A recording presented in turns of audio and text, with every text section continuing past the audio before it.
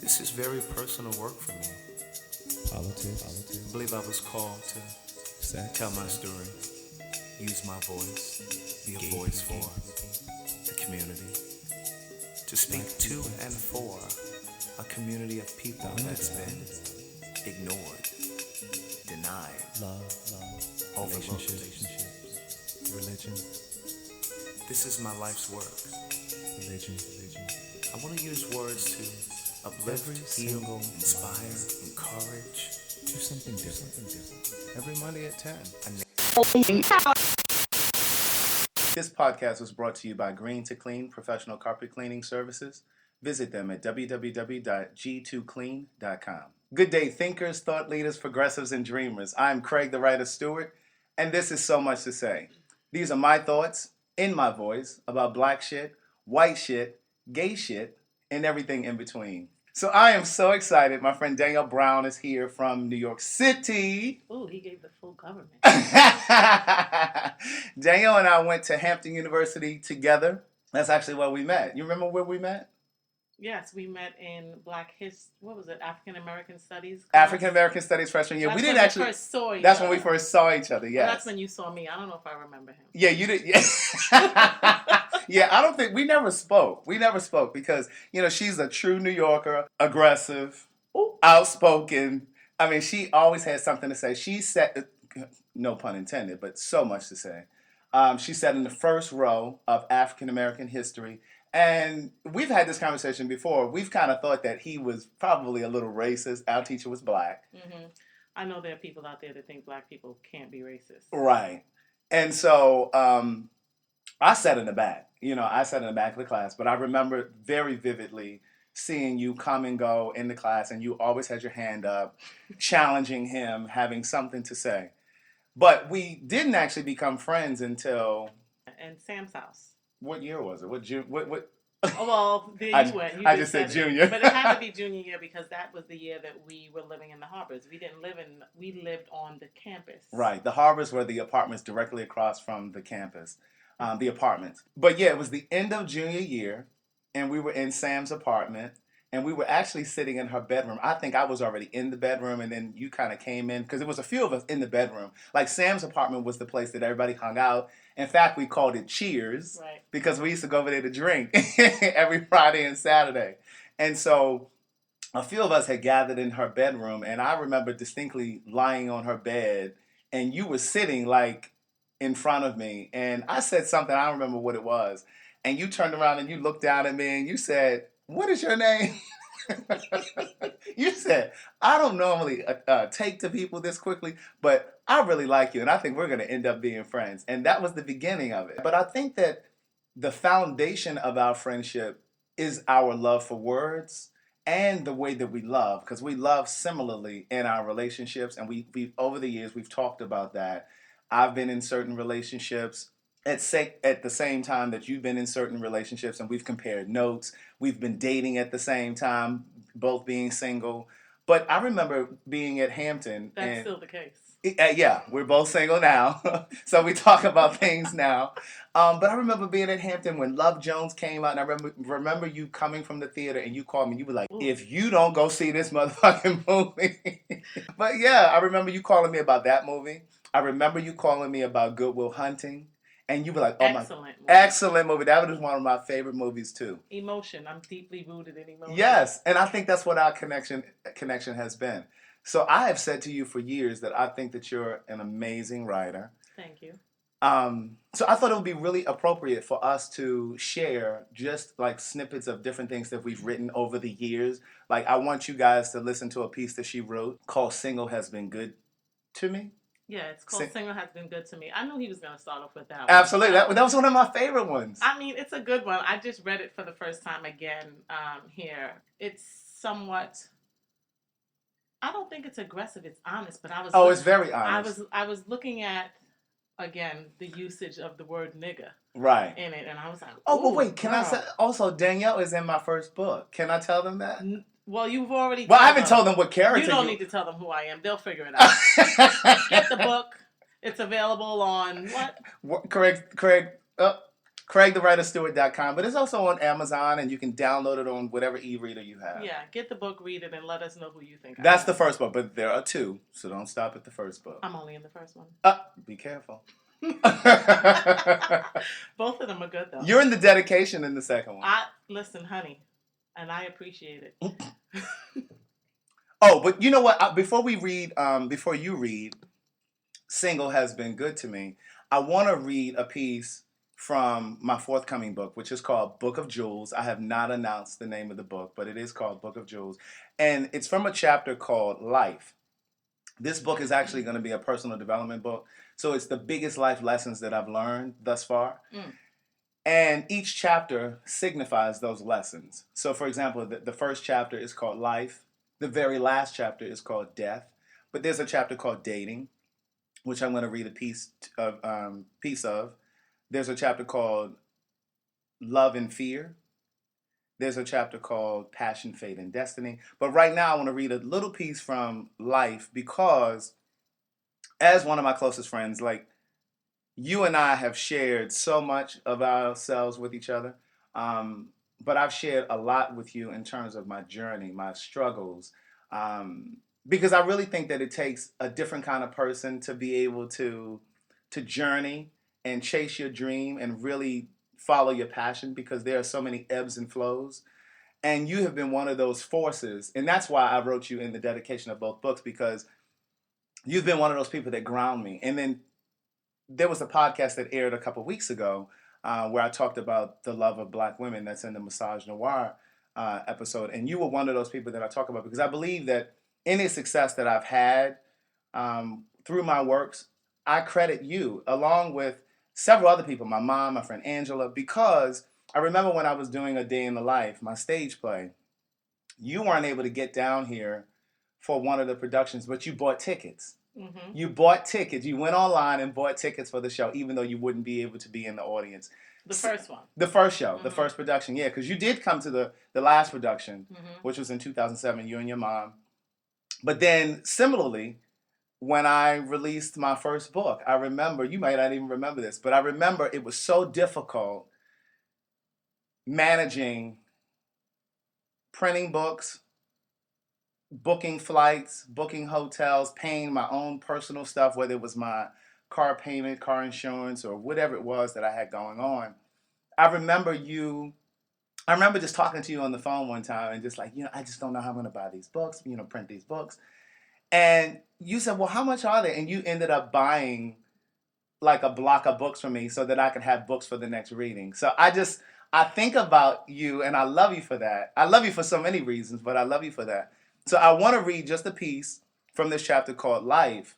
I love you too. Oh, and speaking of I love you, did I ever tell you this? You are the first person that made me comfortable with saying I love you, because at the end of our junior year when we met, I went to summer school before our senior year because I had never taken 18 hours. Mm-hmm. And so if I hadn't gone to summer school, I was going to have to take 18 hours both semesters senior year. Mm-hmm.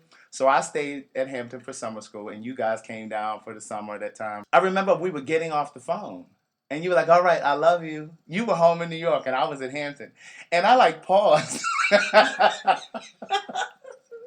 I remember pausing and looking at the phone, was like, I love you. But that was the beginning. And that was just something that you always did. And we still do it now. We do it now to this day. But you helped make me comfortable to say I love you to other people, whether it was in my relationships, whether it's now to my nieces and nephews, you know what I mean? So I'm comfortable saying that. But anyway, so this is from the chapter called Life. And again, I'm just going to give you just a little blurb. And I want to read this because there's probably somebody who is listening who is in the middle of a storm. You know what I mean? Mm-hmm. They're trying to follow their dream or their passion, and the bills are overwhelming them. So this is for you. This time last year, I considered giving up. Not on life, but on the dream. I was anxious, losing faith, and becoming quite weary. I didn't trust that things would level out for me. I was burning the candle at both ends of the stick again. I was touring with 2 books, which meant juggling all of the tour expenses, like printing and shipping costs, traveling from city to city either by car or plane, hotel stays coupled with eating on the road, all while trying to manage my personal expenses back home. I became skillful at surviving on very little. I could stretch pennies, but I was mentally exhausted from having to be resourceful and finding new ways to rob Peter to pay Paul. There never seemed to be enough money left over for me to relax and catch my breath, so to speak. At times, it felt like I was drowning. I was doing the work, but my outlook was bleak. It didn't feel like I was advancing. I knew what I was capable of and what was possible, but still wondered if I'd ever get there. I wondered if my family and friends understood what I was going through and what I was trying to accomplish. I knew what God was capable of doing, but wondered if he would ever do it for me.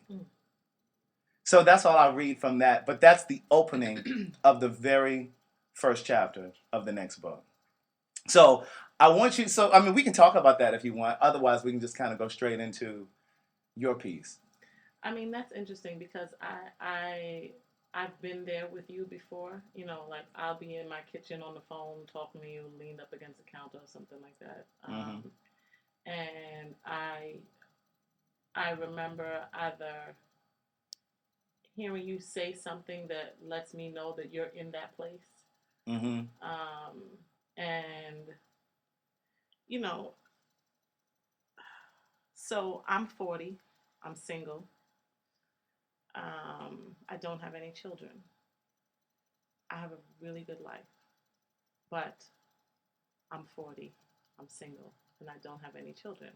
And I would like to have children, and I would like to have a really strong partnership with an unbelievably amazing man. And I have friends who are 40 and married with children, and some of them are in really good relationships, and some of them are in really bad relationships. That's real.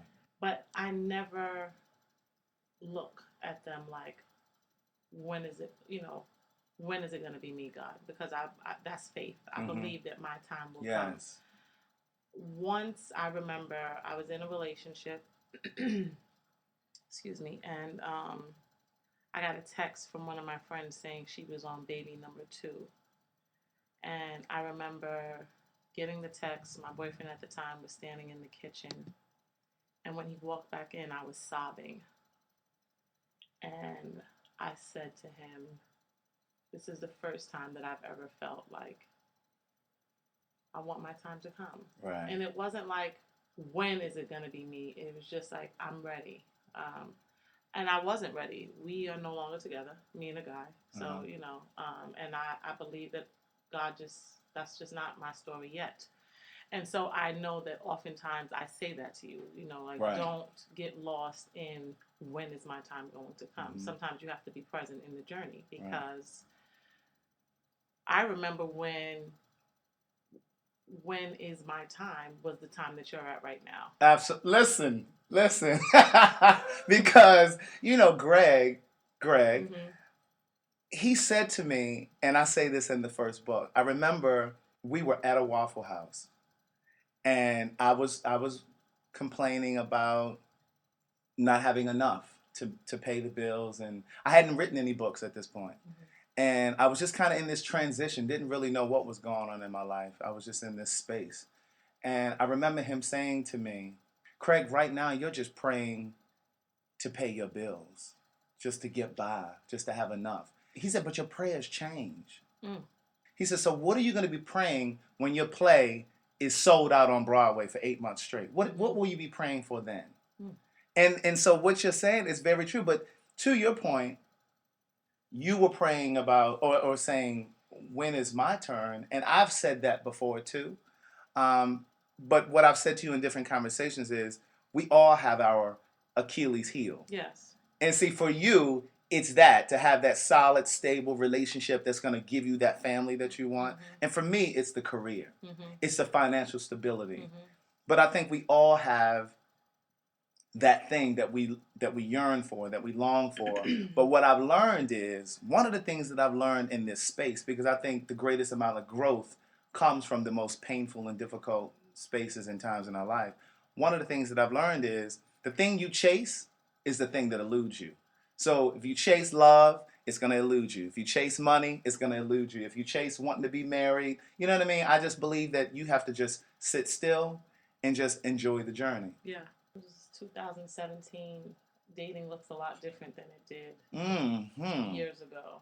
And I am still not comfortable with the idea of swiping left and right. I'm going to be very On these little mobile apps oh and my stuff, gosh, yeah. yes. And some days I'm on them, you know. Mhm. And some days I'm on them and some days I'm not. But oftentimes when I'm swiping, I think to myself, is this what my life has come to?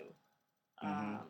And it's not necessarily a bad thing because I know a lot of people who have met their now significant other, husband, wife, whatever, on some type of app. And I don't know if that means that they were chasing love or chasing, you know. Right. I've come to the point where I am living life and ready for love to come. I'm not chasing it though. No, I think that Or that's a part of the times now. You know what I yeah, mean? yeah. Like people using social media because social media really does bring the world closer together. It brings Mhm. people closer together. Sometimes it can Sometimes. bring you closer together or apart. Right. Well, when I say bring people together, I mean like I could literally be on an app talking to people in DC or talking to people in New Oh York. yeah. So it's like it broadens your background. I mean Mhm. your backyard, so that you can reach people in other cities. So it makes it feel like the options are so much more plentiful. Mhm. And so that's part of the reason why people don't settle down and stick to dating. Like I've been on dates with people and I've seen them literally on an app while we're sitting at the table. Mm. Or I'm coming back from the restroom and I see them on the app. But it's like our focus is so divided because social media makes us feel like we're closer and that there's so many more options. So why should I sit here and pay you any attention when I could be talking to someone else? I was dating this guy and he was sitting next to me on the couch. This is before I was on Bumble, but I wasn't using it frequently. Uh-huh. Um, and I was dating this guy, and he was sitting on the couch next to me, and I heard the Bumble alert, Uh-huh. right? Because there's a distinct tone to the Bumble. Just like with Jacked. Oh, How y'all well, doing? well, I don't know anything about Jacked. But anyway, and That's the so gay mobile app. I mean, I know what it is. I Yeah. just don't know. I'm not Right, familiar right. with the chimes. With the chimes, yeah. But anyway, so I remember it going off, and I thought to myself, well, I made note of the alert, but I didn't pay it any attention. Because I mean, is that really disrespectful? Well, so here's the thing, though. Well, no, the alert came in to let him know that he had a match, and you know, on Bumble, the man has to wait for the woman to reach out to them. Okay. So it's like Tinder in that you match with one another, But the woman has to has initiate to it. speak first. Okay. So in any event, he had received the match, and I didn't even pay any attention to it until weeks later. I was in the bed by myself. That's a woman. Left and right, and I wasn't swiping on. I forgot about that, to be honest. I forgot all about him being on Bumble until I saw his picture. And it was ironic because I met him on an app, and he kind of gave me dating on an app 101. You know, he was like, "Oh, you should get a Google Voice number." I didn't know anything about that. Right. So that people won't actually have your number. They dial to another and I was number. like, I'm very new to this app. It was on Tinder in the beginning. No, this was 2 years ago, and I was on Tinder, and he was like, "Oh, you shouldn't." He's like, "Oh, you know, they have this other one called Soul Swipe or something," and I was like, "What's that?" And he was like, "It's like the Black Tinder," and I'm like, "Okay." And so I had never gone on Soul Swipe, and then eventually I went on Soul Swipe, and one day I was swiping on Soul Swipe, and I saw him. You see him. So at that point, I thought it was kind of funny. I swiped. I immediately text him like, "Hey, I'm on Soul Swipe or whatever," and guess who I see? Should I swipe right? And he started laughing, you know, laugh out loud, and he's like, "Yeah, why not?" or whatever. And when I swiped right, he had already swiped right on me. Okay. So you know, we like laughed about it. Right. Well, months later, maybe a year later, yes, we were still dating because it was some on and off shit. But when I saw him on Bumble, it wasn't so fucking cute or funny this time, you know. So I sent him a text and I was like, "How's Bumble?" So how much time had passed? Oh, over it might have been like a without year. communication. Oh no, we were still. Oh, you were still talking, You mean but yeah? So we were still in the throes of got it. of dating But a year had elapsed. since that Yeah, whole and he soul was swipe still thing yeah. went down. Yeah. So I said, or maybe it wasn't a year, but I don't know. Whatever. It was a long time. So when I saw him on Bumble, I said, "How's Bumble?" And he wrote back. You're such a motherfucker. He wrote, "I'm barely on it, or I'm hardly on it. I'm about to delete it because people keep telling me that they see me on it, and I'm not on there." Well, And so I said, and then I didn't respond, and then he wrote back, "Deleted," and I wrote, "Well, that's that." well, here's what I've noticed. Well, you had something else. No, I was just gonna say how it came full circle because then that's why I heard the goddamn chime months ago because his ass was on fucking Bumble. Right, because he was. But he still wasn't on. my man, so I couldn't be mad. Mm-hmm. But it was just so I said all that to say when you talked about people being on social media apps while you're with somebody. Right. It's fucking rude to be on your phone. Period. It's rude to physically be on the phone, but if your shit rings when I'm with you and it's a call that you have to take the fucking call. Right, I'm not that girl. Right, but it's the same as if there's a text message while we're sitting there. I can't assume or be mad that there's a text. Now I can be bothered if you pick it up and you texting and shit while I'm sitting there. Constantly. Right. You might have to text. That's right. Okay. But in terms of a chime from a dating app or whatever, I don't think that will really bother me. I would just make a mental note of it. Mm-hmm. But now if you get to checking and texting and replying and doing all that while we sitting here, that's just fucking rude. And I don't even remember him going in and like being on the phone after that. I just remember hearing the alert. Right. And I remember when I heard it again and then saw that he was on Bumble, it made a point to me like, oh, that's what that was. And he was on Bumble then. So I've heard that Tinder is like the hookup app for. Well, it's interesting that you say that for straight people. So I don't know because I'm not a hookup kind of girl. How you do it? Okay, but I have met a few people that are alarmed that I'm not the hookup kind of girl because it's like, well, then what the f are you doing on Tinder? Well, the thing that is important for me to mention Hold on. Go ahead. So, I met a guy on Tinder. And she's feeling herself now. She leaned onto the desk. She's ready to talk well, because now. you were talking about Tinder being a hookup site, and I said I'm not a hookup kind of girl. I'm not. I'm not a first date kind of girl. Like, if you get me on the first date, you have my attention. To happen. Yeah. No, I'm talking about if you get me to take my panties off. No. That's yet to happen. Right. Her panties. I'm just being honest. No, I thought you were saying. But I met a guy on Tinder and we started dating. And I remember in our conversation, I had made note like, yeah, no, that's not what I'm about. And he kind of alluded to like, well, what are you doing? What are you doing on here? Yeah. And I think it's different things to different people. I really believe that it depends on the person because I know that what was it called? Jacked. Jacked, yeah. Is for hooking up. Yes. Well, see, that's the thing. I mean, that's what the majority use it for. But I'm not of the belief that that's what it has to be for. I believe that it can be what you make it. Clearly, Kim K, because you've been using it. Right, because I use it to sell books. Like, I've sold more books on Jack than I have on Amazon. And hence the name Kim K. And, like, my page is specifically... Like, when you get to my page, you see that. Like, I'm talking about the books. You know, there's a video link that takes you to YouTube where you can listen to a piece from my book where I talk about a time in my life where I used the internet to have sex, to hook up. Mm-hmm. So I thought it was apropos to use Jacked in that way because I know that the masses go there for sex, for hooking up. But I think it's really sad that people assume that the assumption is made that everybody on there is there for sex. So with that, someone had told me I should probably use Tinder as a way to promote the books as well. And I was like, well, if there's no way for me to put a hyperlink where people can listen to the preview from the book, then it's really pointless.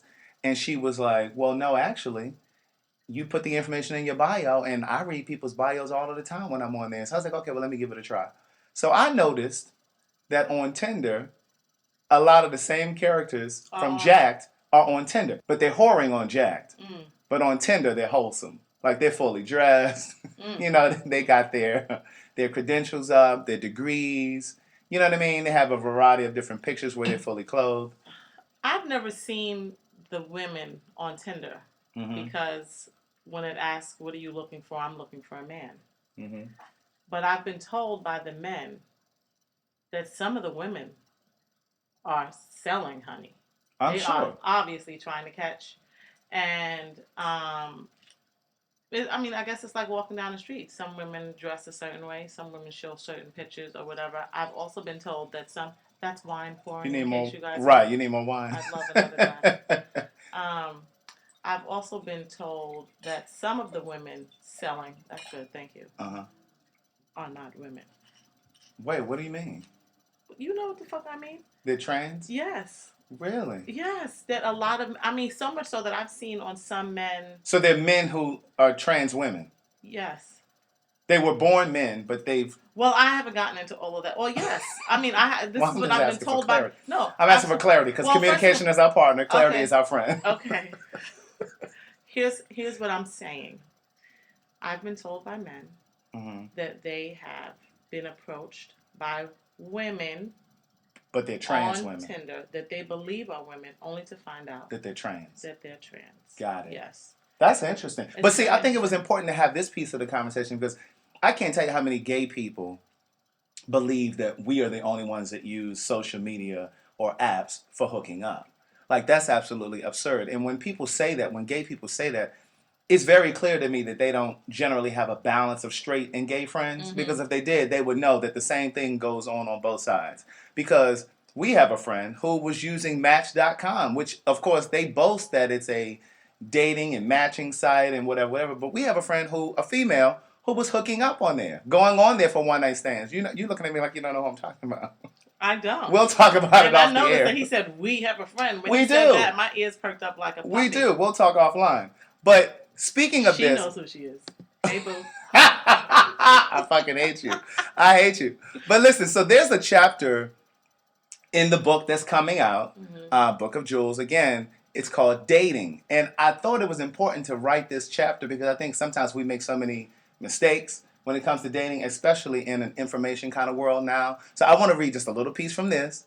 And we're going to come around to your single has been good to me. For those who haven't noticed, this boy loves reading his piece. Okay, so it's called Dating. I learned the hard way that sex isn't love, and affection doesn't always amount to intimacy. Okay? Say that again for the people. Didn't he say that? I learned the hard way that sex isn't love, and affection doesn't always amount to intimacy. Come on, somebody. Do we need to give him a moment for that? Let it sink in. Go. Affection and intimacy are vastly different. The ability to be affectionate can exist independent of the ability to be intimate. Yes. You got to send me that shit. You got it. Get into it. I crave intimacy, and I've dated men that were touchy-feely, who enjoyed kissing and cuddling, but couldn't handle intimate conversation about their feelings or mine. Oh, he got in for this book. Do you hear me? Okay, let me keep going. These men were able to reach for my hand in the car or in a movie, but failed at getting emotionally naked. They couldn't look me in the eyes and admit they were in love or hurt. Too scared to fall, too scared of looking too interested, too afraid of getting hurt, too afraid of getting cheated on, too scared to care more than I did, and the list goes on. But the only way to get to love is to walk in the direction of fear. I remember a friend telling me once, I'd rather be alone feeling lonely than be with someone and feel like I'm by myself. I never forgot those words after she said them to me. She was frustrated with her relationship because it wasn't producing the results she craved. I was reminded that it's better to be single if being in a relationship meant compromising the joy of being myself or sacrificing peace of mind in exchange for love, only to find myself in love and lonely. The issues I've faced with dating aren't unique by any stretch. I would never suggest that the men I dated were completely responsible for the demise of those relationships. I've become clearer on how my behavior or response to certain situations aggravated things and contributed to the fallouts. I've broken some hearts, and my heart has been broken, so I've learned from both. We've all been someone's disappointment. The goal of dating should be love, And if it isn't leading to love, I don't want it. But no one can ready you for love. You have to show up prepared, guns blazing. Heartbreak has the potential to teach you to appreciate love when it appears again. But it takes the right kind of love for one to risk heartbreak. It takes courage to love and grow you out of your fear of loving. If you never take the risk of loving, you'll never know or experience its beauty. When I tell you, I think this is my best shit.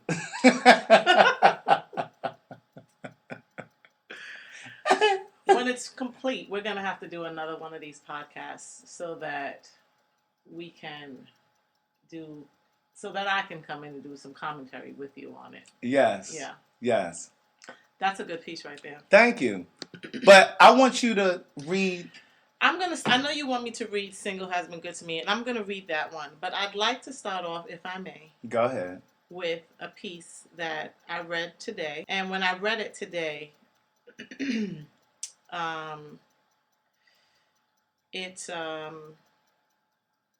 was grinning from ear to ear when I read it because it is so me and it is so honest and it's still very, very true. And I wrote it in like 2007. Oh, so 10 years ago. And what's it called? It's called Nice to Meet You. And so before you read it, like, do you remember where you were in your life when you wrote it? Like, what was it about? Somebody you were dating, or should we just listen and just?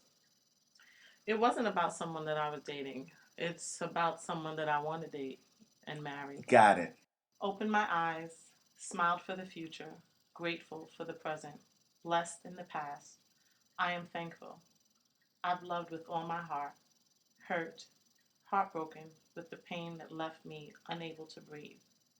I've been in a place that allowed inhale, but attempts to exhale result in choking tears. Weakened in my security, strengthened in my faith. God is the reason I am here today. Today, I opened my eyes and smiled for the love that will come again. And I'll talk out loud to my baby. I don't know where he is, but he hears me, feels me, when I speak with ease and say, I can't wait to meet you. I can't wait to make love to you.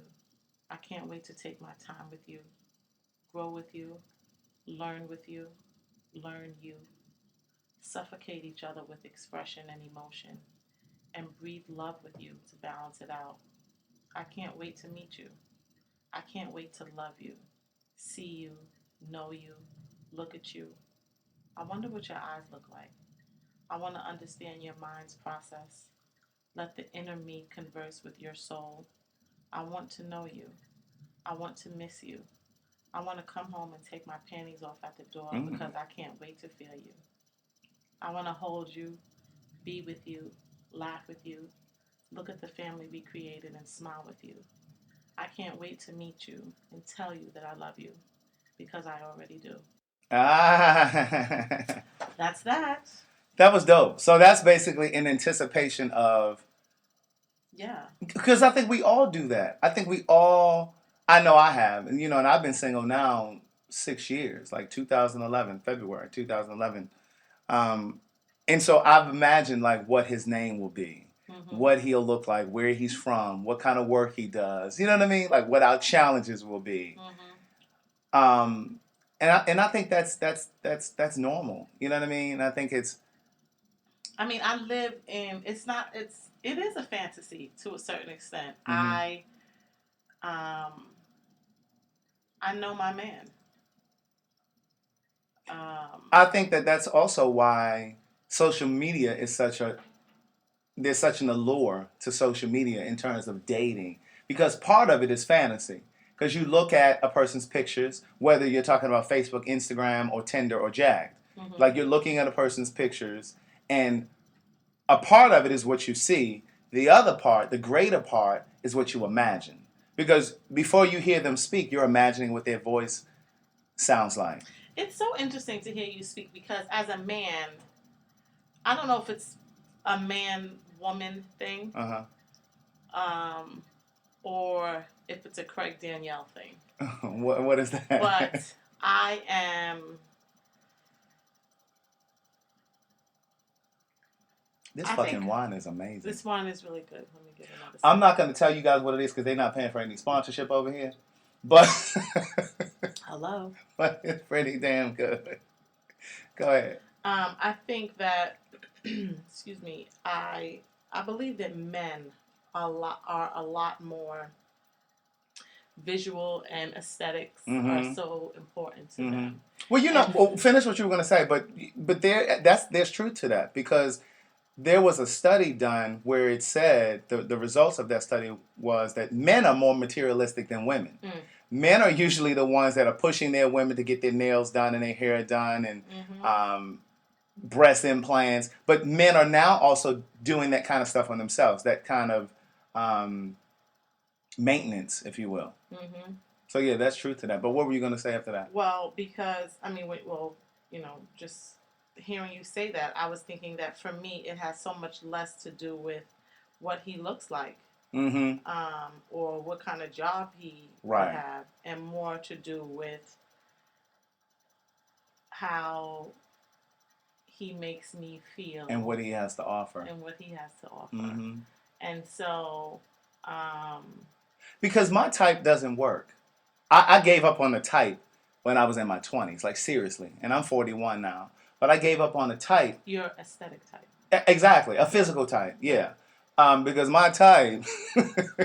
Tell me what's your type? Oh, he my skin color or darker. Your type is you. This is the same man. He's my. Who said on his last 2-3 podcasts ago. What? That he turns himself on. He said that sometimes he gets out the shower and looks at himself like, you need to be touched by somebody. She's talking about the evolution of sex. That's the very first podcast. But no, what I'm saying... Let me tell you something. That piece right there, when he said that was motivating for me. Because right now, I am not hopping out the shower looking at myself saying, ooh, you need to be... I mean, I am hopping out thinking, oh, you need to be touched by somebody. But it's not because I got a glimpse of this here stomach in the mirror. But like my physical type, when I was in my 20s, he was dark brown, beautiful teeth, full lips. A beard, honey. Didn't have to work out per se, but I want a nice... Like, he doesn't have to work out. Like, people think that I need to have somebody who has like a gym body. And that's not true. Who is he today? Yeah. Today, integrity has ascended to the top of the list. For me, it's integrity. And compassion. It's compassion. It's focus, discipline, the ability to admit fault and say, baby, I was wrong. You were right. Will you be able to admit the same fault? Oh, yeah, listen. Okay. Listen, he has grown. And when I say he, I'm talking about me. I know. He has grown in the past 6 years. And I'm ready for that. I'm ready for partnership. But at this point, I know what I bring to the... Okay, India. Okay, listen, now we're not paying for licensing. Cut that shit out. Cut.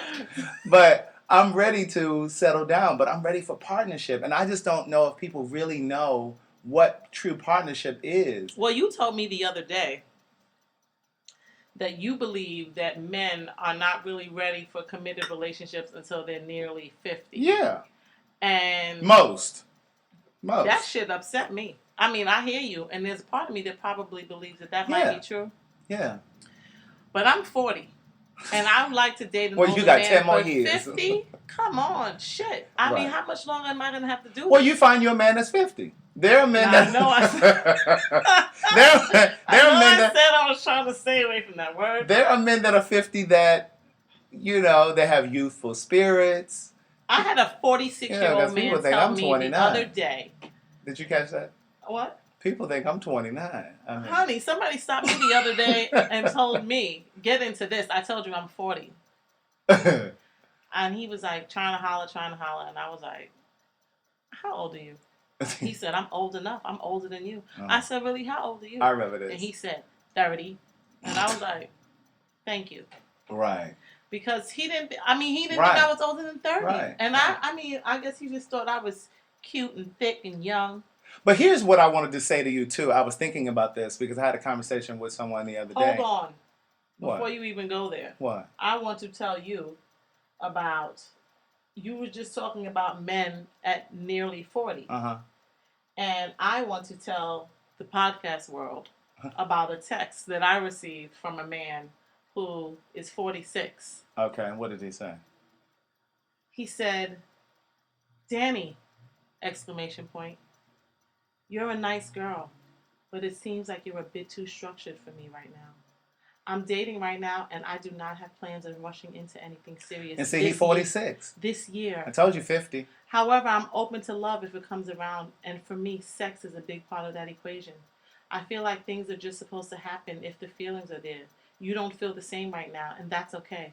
I Call me wouldn't when you're feeling I differently." wouldn't have responded to that motherfucker. Fuck Did you? you. Did you reply? You know I replied, but What since you- you don't really want me to, Please. you want me to tell you? what you say. Get ready, y'all. Get ready. Your text is so appreciated. Look at you writing books, laugh out loud. Because when I first met him, I wrote a wordy text, and he told me he don't like to read books, but here he is sending me a Long ass motherfucking text. book. Right. Okay? Thank you for taking the time to write and express your thoughts. If not being ready to have sex with you yet makes me too strict for you, so be it. Sometimes we meet people we want to sleep with immediately, and sometimes we pay attention to the signs, where they are, and what they say. I respect that you're dating and in the streets, quote unquote. From the start, I've encouraged you to enjoy that. You reading them real nice, nasty. I like sex to happen naturally. Things are supposed to happen if the feelings are there. All this talking about it, sigh. It just makes it, well, corny. Trust. When I'm ready, I do what I want, and hopefully on a regular basis. Like you, sex is a big part of the equation for me, and so is chemistry, companionship, and communication. You've already expressed that you are not looking for any form of consistency right now. That's your right, but I am. And so, yes, I'm not ready or willing to set myself up for the expectation of getting to know you fully when you've expressed that you do not want that. You want temporary. You even told me once that you would ration out how often we see each other to avoid catching feelings. What? I'm a grown woman. I have people I can call for a quote unquote fix. I'm not looking for fixes right now. I'm looking for dating. People who are open to the idea of more until I feel like having sex. You're closed right now, in my opinion, and you don't see it. And I understand that. You're rebounding on a mission. You're rebounding and on a mission. I get it. Genuinely, I hope you live and bask in the joy of the streets for as long as you want. As for calling you when I feel differently, feeling differently would require interaction with you and time. And since that seems like it isn't happening unless I'm willing to sleep with you today, well, kiss, kiss, kiss. You're a sweet soul. Period. Send. Okay. And the thing is, Hold on. Because he came back to me talking all of this bullshit and then still wanted to see me the next day. So I went out and I gave him bitch all night. so why go out? Because I wanted him to do something different that was going to make me feel differently. I wanted to give him the chance in person to, like, I don't know, make up for it maybe, or just to see if it was But what there. good is your and hope? I realized, well, But what good is your hope when his hope is to be who he I is? got it. That's I wrote something that that you line. wrote to me many years ago in a piece that you wrote. Yes, that's true. That is very true. But here's the thing. I wanted to see. I owed it to myself just to because he's a nice guy. He really is a nice guy. He is compassionate. He's hurt. He's a little hurt right now. Somebody done broke his heart. But I went out with him again because I wanted to see face to face what it would be like. But I realized that he's the same old person. And what disappointed me was the way that he dealt with me because we had been on a few dates and clearly he's checking for me. He is checking for me. But I don't feel like fucking you. Right. And you can't be mad at me for that. And you talking about it too much. Your pimping stinks. Right. Because for a lot of men, you don't have to talk about getting it if you're getting it. You don't have to talk to me about when I'm going to give it to you. You just get it. Right. And that's not where it was with him. And so, I just wanted to see what the next day was going to bring. And it brought nothing. But, I think that a lot of men or people, I'm not even going to reduce it to just men, a lot of people lack emotional maturity, which for me now is required too in a relationship. Um, because That emotional maturity word just gave me. You saw me roll my eyes in I the back of did my head because I had a guy tell me once how emotional that I needed to give him credit for how emotionally mature. for his emotional intelligence. Hmm. Anyway, that ain't for this podcast. Go ahead, because now you're gonna get me going off. Because the thing is, if most people typically, you see, wait, let me go back. You can't be afraid to be the one that got away. I read that on social media. I didn't send that to you I am because not afraid to be the one who got away because let me tell you this, and this is going to sound very arrogant, but when I was younger, in my 20s and in my 30s, I said this to guys, and I meant it with every stitch of my being because it's very true. Most of the men I've dated, have relationships with, want me back today, even those that are married. I'm keeping it all the way 100. Right. And if you're listening to this podcast, you know exactly who I'm talking to. Right. Hey, boo.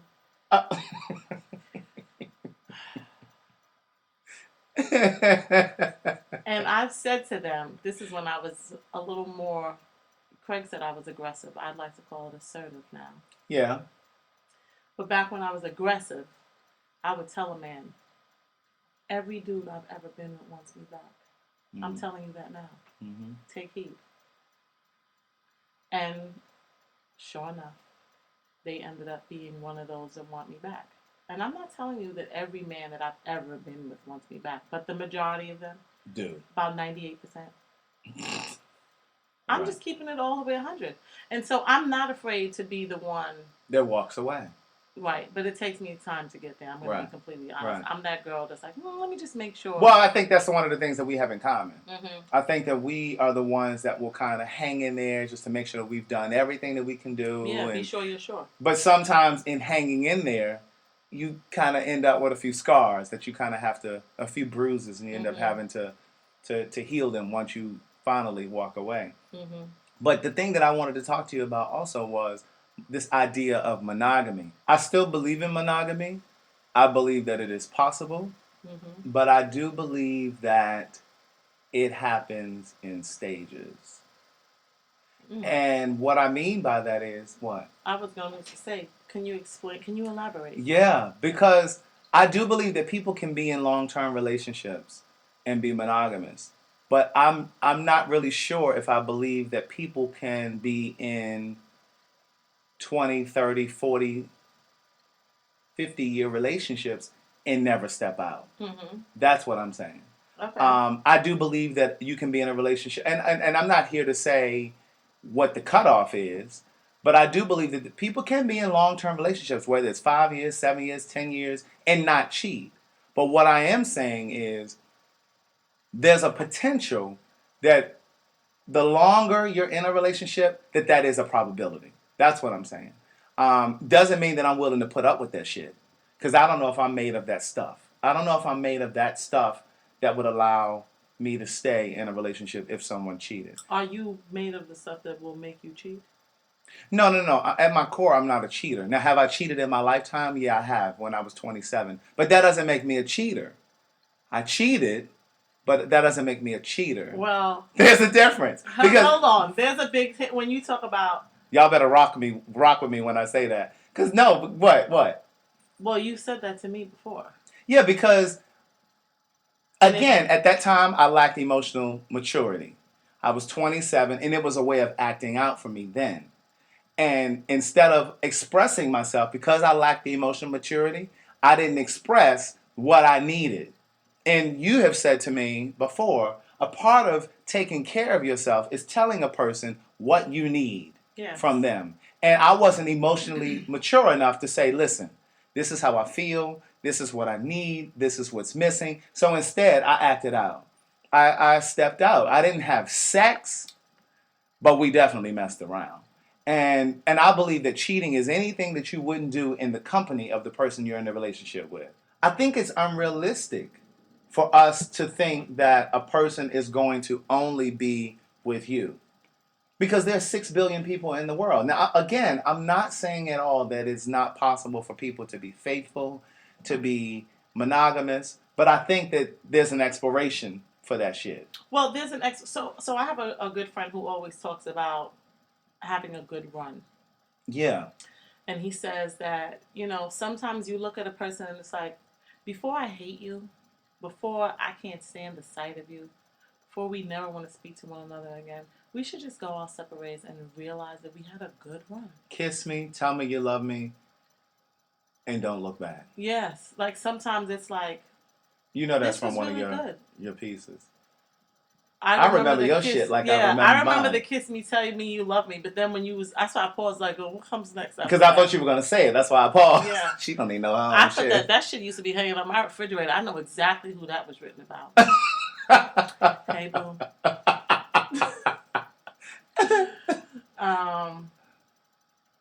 That was a good love. That guy. What? Thinking back, We ain't about to talk about him. do you know who it was about?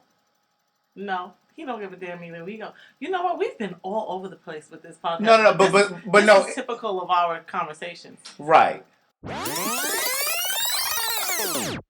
Monogamy might not be a priority in everybody's relationship. And to that, It is in mine. It is in mine too. So don't be listening to this shit thinking I'm into open relationship. Don't come to me with that bullshit. Because that's not what I'm saying. They're going to play this shit back to you like, well, back. you said. I'm like, no, motherfucker, you misunderstood exactly what I said. Which is important in relationships. Because communication is our partner and clarity is our friend. God damn it. But no, I had a conversation with a guy I know the other day, and he was just like, listen, I'm very clear that I'm a loyal person. I can be loyal to you, but I don't know if my loyalty means that I won't sleep with someone else. And so it is it's very important to have that kind of conversation because I believe that whatever you're looking for is also looking for you. That's something that you said to me too. Mm-hmm. And you have to have a conversation because whatever you're looking for, they're looking for the same thing. Mm-hmm. And so if you can be mature enough to say, listen, I want to build a life with you. We can even graduate to the point that we live together. But I am telling you that I don't know if I'm going to only want to sleep with you. Mm-hmm.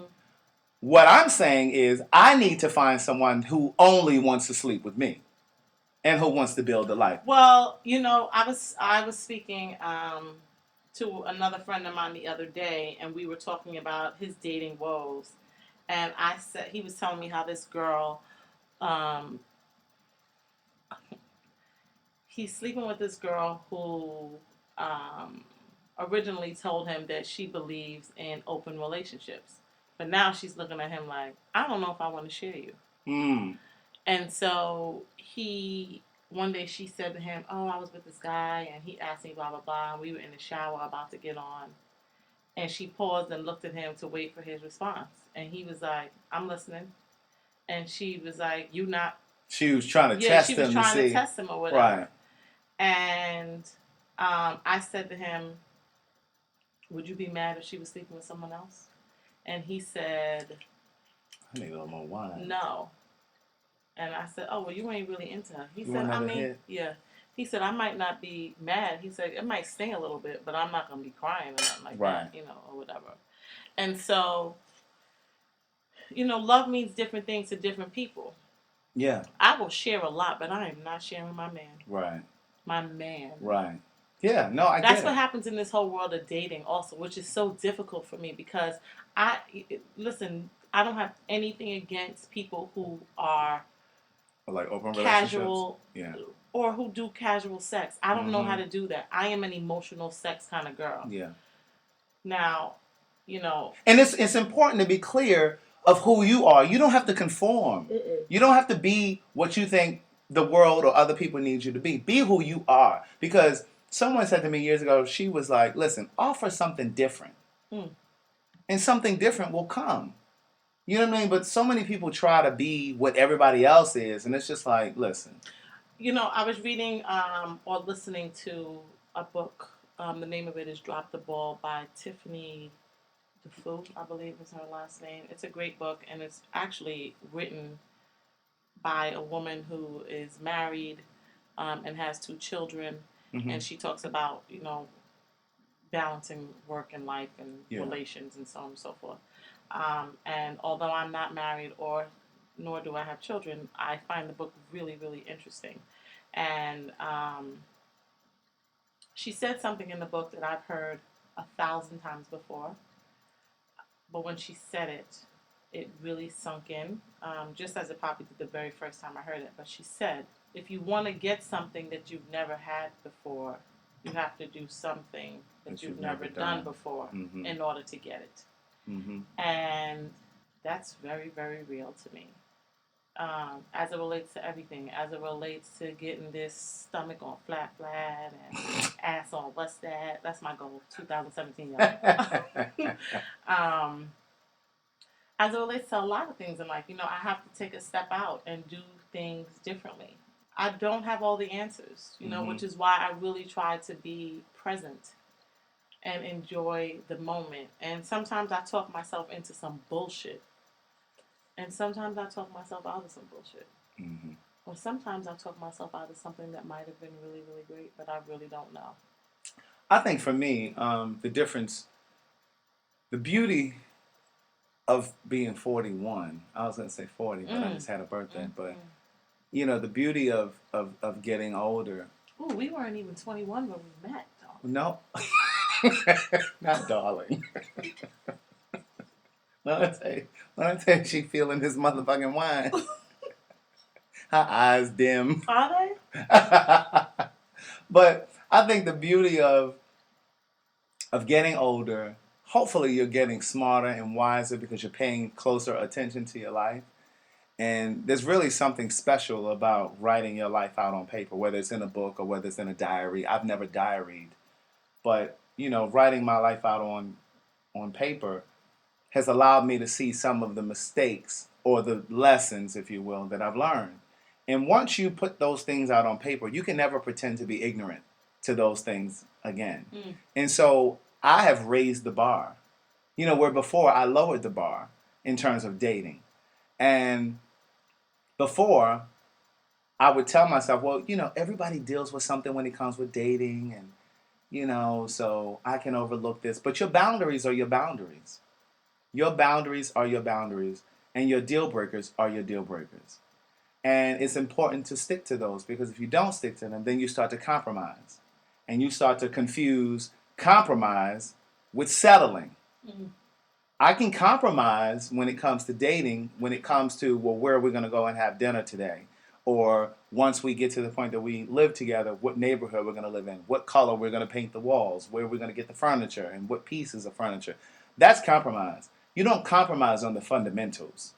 You don't compromise on a person's integrity, on a person's loyalty, or them saying one thing and doing another. Those aren't things that you compromise on. You have to be one and the same when it comes to the fundamentals. And that's one of the biggest mistakes that I've made in the past when it comes to dating. And that's what I hold on to now. Yeah. I mean, I'm so silent. I'm so silent right now because I really listened to you when you said you don't compromise on the fundamentals. And it's almost been 2 years since I ended um, my last relationship with a beautiful man who I still love to this day very deeply. And um, getting back into the world of dating after being in a relationship for 4.5 years has been really, really, mm, I was going to say difficult. No, this shit has been difficult. The shit is hard, okay? Mm-hmm. I'm used to every day. Yeah. I'm used to honesty. Yeah. I'm used to a certain type of conversation. Um, I am not used to this game.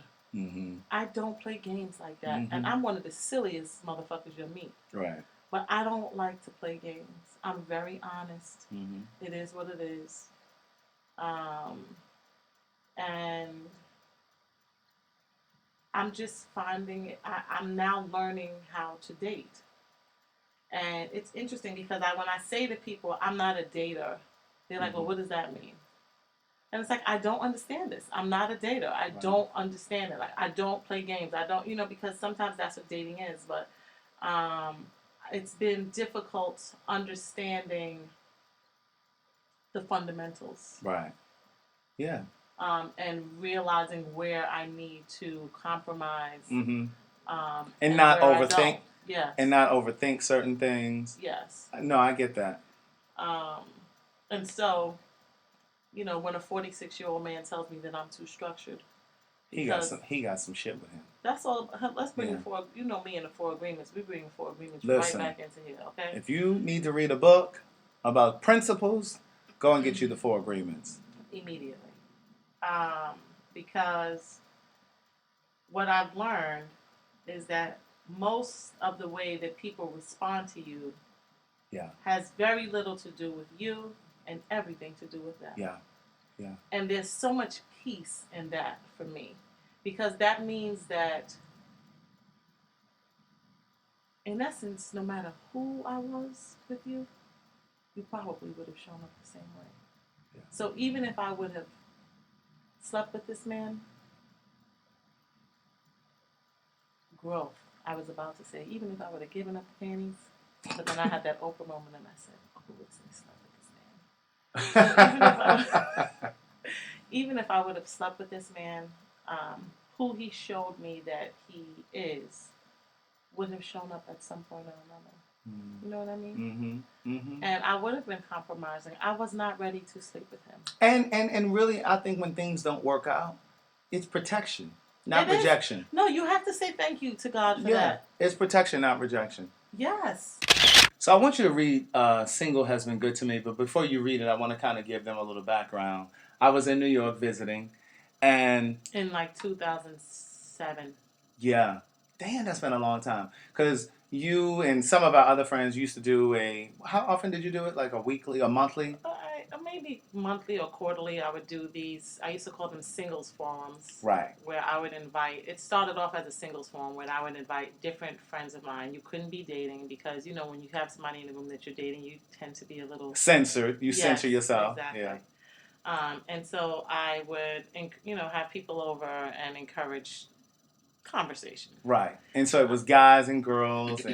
And so one time I was in town and I said, listen, y'all got to do one of the single forums because I'm here and I want to participate. Mm-hmm. And so there was a guy there who talked about his experience being single. Do you remember like some of the stuff that he was saying? He was basically saying that single has been good to him. And yeah, because I think you were asking him, why are you still single or whatever? Yes. And he found great peace in the fact that he was still single. Right. Because he said...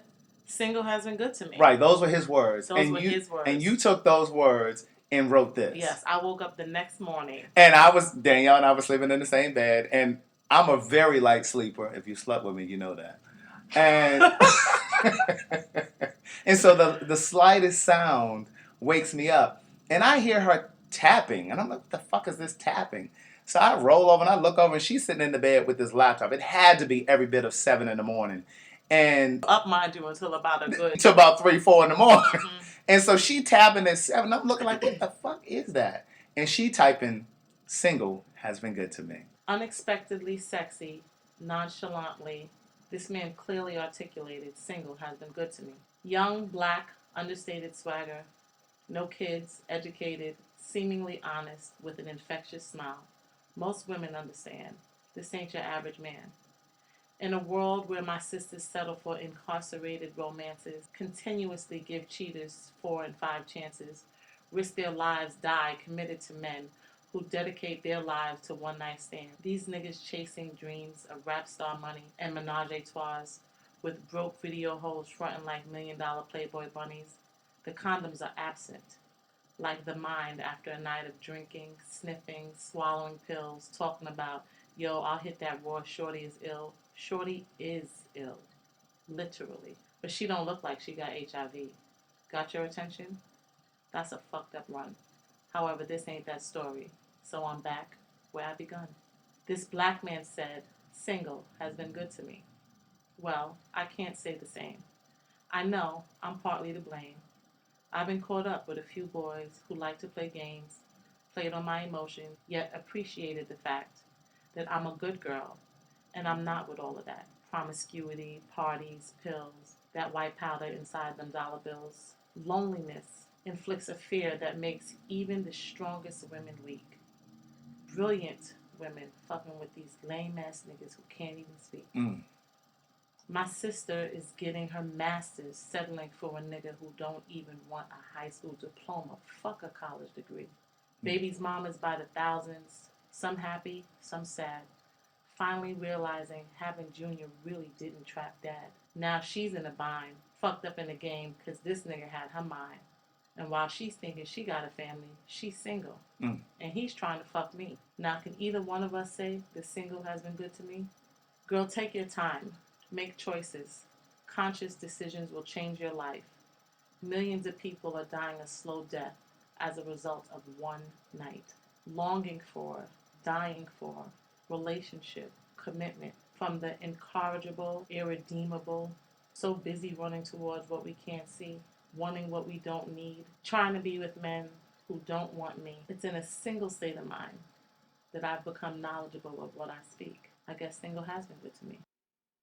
You know, I just think that that is so powerful because aside from all of the anecdotes that you write in there,